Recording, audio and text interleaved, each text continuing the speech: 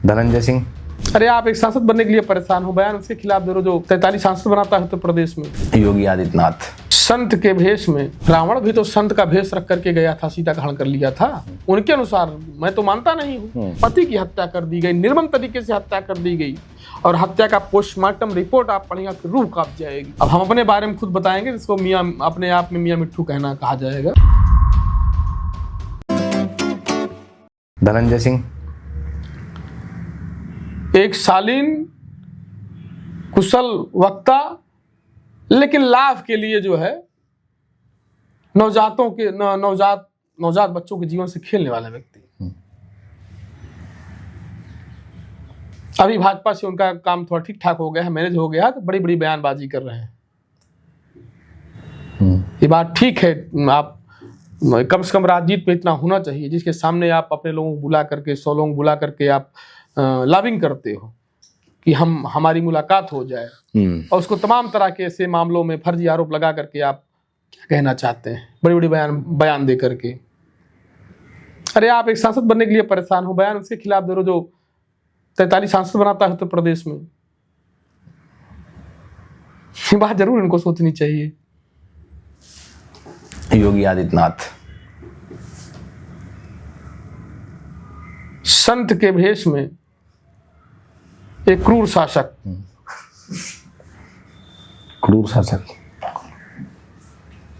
महंत नहीं मानते आप? महंत तो मैं मानता हूं, लेकिन महंत जैसा व्यवहार होना चाहिए। एक शायद श्लोक भी है, संत न छोड़े संत एक कोटिक मिले असंत, मलय भुजंग वेदिया शीतलता न तजंत। यानी जो संत का जो स्वभाव है उस संत के अनुरूप होना चाहिए। संत में दया होनी चाहिए, संत में माफ करने का जो है नैसर्गिक गुण होना चाहिए। संत सबको समान भाव से संत देखता है, किसी को जाति के आधार पर, पद के आधार पर या वोट बैंक के आधार पर नहीं देखता है। हिंदू हृदय सम्राट, हिंदुत्व के ध्वजवाहक। नहीं, हिंदू हृदय सम्राट मैं तब कहूंगा जब वो हिंदुओं में मतभेद नहीं करेंगे, जब वो हिंदुत्व की बात करते हैं, हिंदू राष्ट्र की बात करते हैं, तब वो दलित पिछड़े हिंदुओं को क्यों इग्नोर करते हैं। चुनाव में 80% की बात करते हैं, लेकिन जो उनकी सरकार की योजनाएं हैं, जो लाभ देने का तरीका है, जो अपने लोगों को बचाने का तरीका है, उसमें दलित पिछड़े हिंदू क्यों नहीं आते हैं। जो दलित पिछड़े हैं उनको, दलित पिछड़े हिंदुओं के बच्चों को डॉक्टर, मास्टर, प्रोफेसर, इंजीनियर बनना होता है, तब उनको मौका क्यों नहीं देते हैं। कितने जिलों के जो है डीएम, एसपी, सीएमओ, सीएमएस और थानों के अध्यक्ष दलित पिछड़े हिंदू हैं। कितने लोगों को आपने लोगों को रोजगार देने का काम किया। आपके लोग फल फूल रहे हैं, आपके जिस जाति लोग, उनको आप खुली छूट दे रखे हो। लेकिन जब कोई दलित पिछड़े तबके का व्यक्ति रोजी और रोटी रोजगार के लिए संघर्ष करता है, 69,000 शिक्षक भर्ती में, प्राथमिक शिक्षक भर्ती में आप लोगों ने देखा नहीं, नदी में दौड़ा करके लाठी चलवाई गई।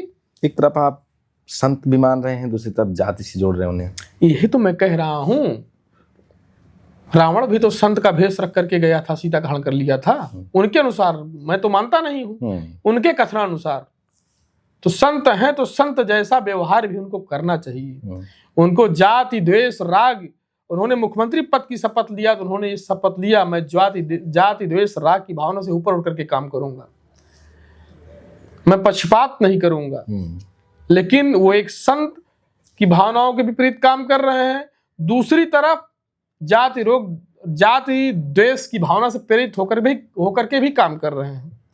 एक तरफ हुआ पानी का छींटा मारने वाले लोगों की जाति जान लेते हैं और विधानसभा में नाम लेते हैं, और दूसरी तरफ वो कोडिन सिरप बेचने वालों की जाति नहीं जान पाते हैं, और किस पार्टी से ये भी नहीं जान पाते हैं।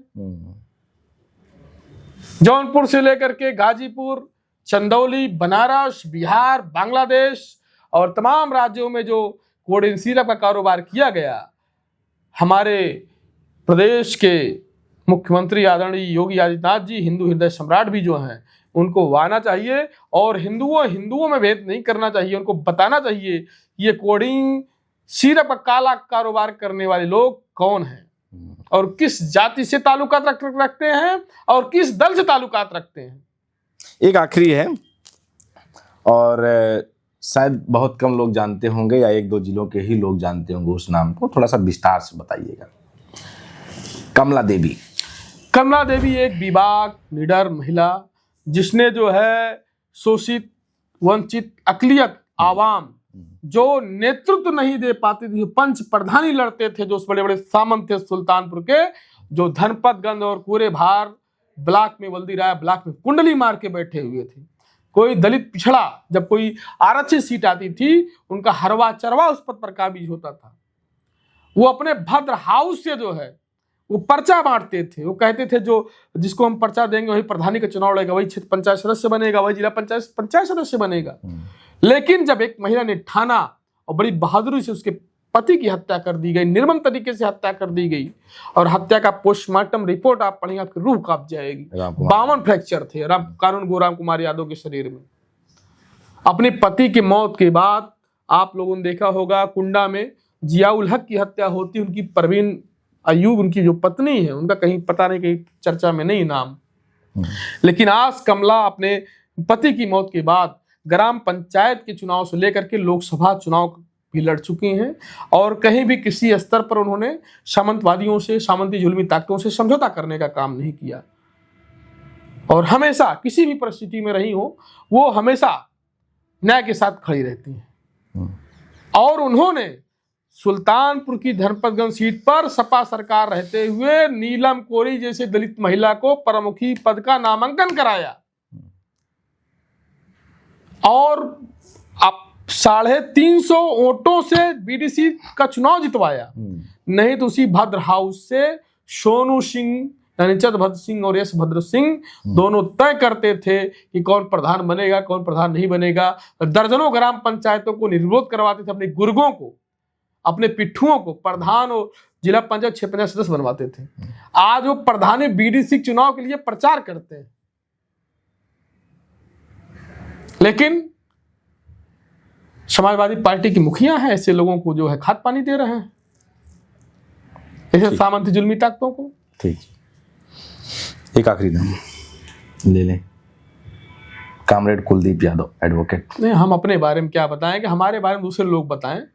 अब हम अपने बारे में खुद बताएंगे जिसको मियाँ अपने आप में मियाँ मिट्ठू कहना कहा जाएगा, तो हमारे बारे में दूसरे लोगों से राय लीजिएगा। बहुत बहुत धन्यवाद आपका। बहुत बहुत धन्यवाद।